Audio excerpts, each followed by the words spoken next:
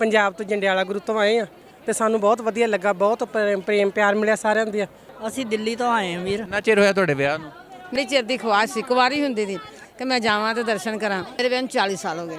ਬੇਲੀਓ, ਤੁਸੀਂ ਦੇਖ ਰਹੇ ਹੋ ਪੰਜਾਬੀ ਪ੍ਰਚਾਰ ਟੀਵੀ। ਮੈਂ ਤੁਹਾਡਾ ਪ੍ਰਾਹੁਣਚਾਰਕ ਮੀਆਂ ਆਸਫ ਅਲੀ ਤੇ ਮੇਰੇ ਨਾਲ ਇਸ ਟਾਈਮ ਇੱਥੇ ਦੋ ਸਰਦਾਰਨੀਆਂ ਖੜੀਆਂ।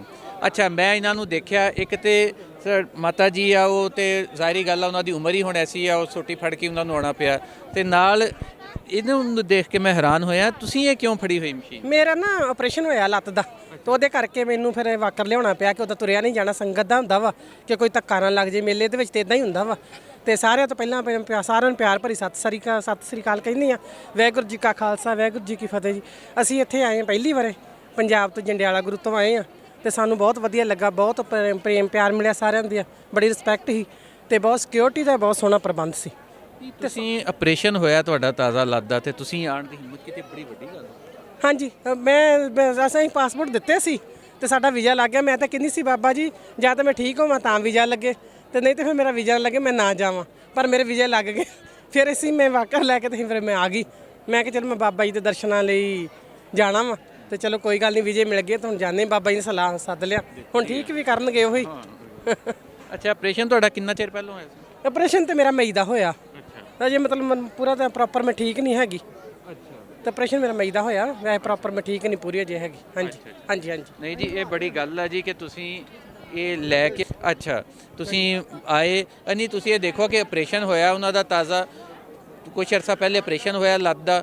ਆਉਣਾ ਮੁਮਕਿਨ ਨਹੀਂ ਸੀਗਾ ਪਰ ਇਸ ਦੇ ਬਾਵਜੂਦ ਉਹ ਆਏ, ਇਹ ਵੱਡੀ ਗੱਲ ਆ। ਜ਼ਾਹਿਰੀ ਗੱਲ ਆ ਕਿ ਇਹ ਮਜ਼ਹਬੀ ਕਸ਼ਿਸ਼ ਹੀ ਐਸੀ ਆ, ਮਜ਼ਹਬੀ ਉਹ ਇੱਥੇ ਆਏ। ਤੇ ਹਾਂਜੀ, ਤੁਹਾਡਾ ਕੀ ਨਾਂ ਜੀ? ਮਨਜੀਤ ਕੌਰ। ਅੱਛਾ, ਤੁਸੀਂ ਪਹਿਲੀ ਵਾਰੀ ਆਏ ਹੋ? ਹਾਂਜੀ, ਮੈਂ ਪਹਿਲੀ ਵਾਰੀ ਆਈ ਹਾਂ। ਤੇ ਕਿਹੜੇ ਇਲਾਕੇ ਤੋਂ ਆਏ ਹੋ? ਅਸੀਂ ਦਿੱਲੀ ਤੋਂ ਆਏ ਹਾਂ ਵੀਰ।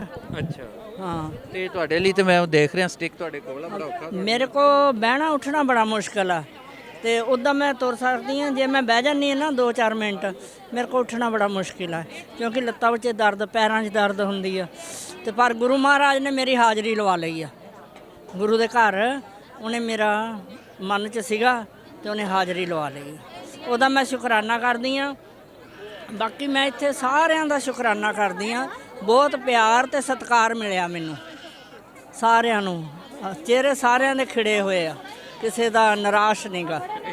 ਹਾਂ, ਇਹ ਚਿਹਰੇ ਸਾਰਿਆਂ ਦੇ ਖਿੜੇ ਹੋਏ ਆ। ਗਾਂ ਤੁਸੀਂ ਬੱਚਿਆਂ ਨੂੰ ਕੀ ਨਸੀਹਤ ਕਰੋਗੇ ਕਿ ਜਵਾਨੀ ਬਾਰੇ ਚਲੇ ਜਾਓ ਤੇ ਬਿਹਤਰ ਨਹੀਂਗਾ? ਹਾਂ, ਨਹੀਂ, ਮੈਂ ਇਹ ਕਵਾਂਗੀ, ਜ਼ਰੂਰ ਕਵਾਂਗੀ, ਕਿਉਂਕਿ ਅਸੀਂ ਵੀਰ ਇਸ ਹਾਲਾਤਾਂ 'ਚੋਂ ਨਿਕਲੇ ਆ। ਜ਼ਿਆਦਾ ਗੱਲ ਨਹੀਂ ਕਹਿੰਦੇ ਕਰੀ ਦੀ, ਥੋੜੀ ਠੀਕ ਆ ਤੇ ਉਦੋਂ ਅਸੀਂ ਆ ਨਹੀਂ ਸੀ ਸਕਦੇ। ਤੇ ਹੁਣ ਬੱਚਾ ਆਇਆ ਮੇਰੇ ਨਾਲ, ਲੜਕਾ, ਤੇ ਅਸੀਂ ਅੱਗੇ ਜਿਹੜਾ ਵੱਡਾ ਕਾਕਾ ਉਹਨੂੰ ਵੀ ਕਹਿ ਦਿੱਤਾ ਹੈ ਵੀ ਜਵਾਨੀ 'ਚ ਜਾਓ, ਬੁਢੇਪੇ 'ਚ ਬੜਾ ਮੁਸ਼ਕਿਲ ਆ ਚੱਲਣਾ ਫਿਰਨਾ। ਬਿਲਕੁਲ ਜੀ, ਆਓ ਤੁਸੀਂ ਜੋ ਗਾਓ, ਹਮੇਸ਼ਾ ਆਓ, ਤੁਹਾਨੂੰ ਵੈਲਕਮ ਕਰਾਂਗੇ। ਬਹਰਹਾਲ ਇਹ ਮੈਨੂੰ ਖੁਸ਼ੀ ਇਸ ਗੱਲ ਦੀ। ਅੱਛਾ, ਤੁਹਾਡਾ ਕੀ ਨਾਮ ਜੀ? ਮੇਰਾ ਨਾਮ ਕਸ਼ਮੀਰ ਕੌਰ ਹੈ। ਤੁਸੀਂ ਪਹਿਲੀ ਵਾਰੀ ਆਏ ਹੋ? ਨਹੀਂ, ਦੂਜੀ ਵਾਰੀ ਆਈ। ਕੈਸਾ ਲੱਗਿਆ ਆ ਕੇ? ਬਹੁਤ ਸੋਹਣਾ ਸੀ।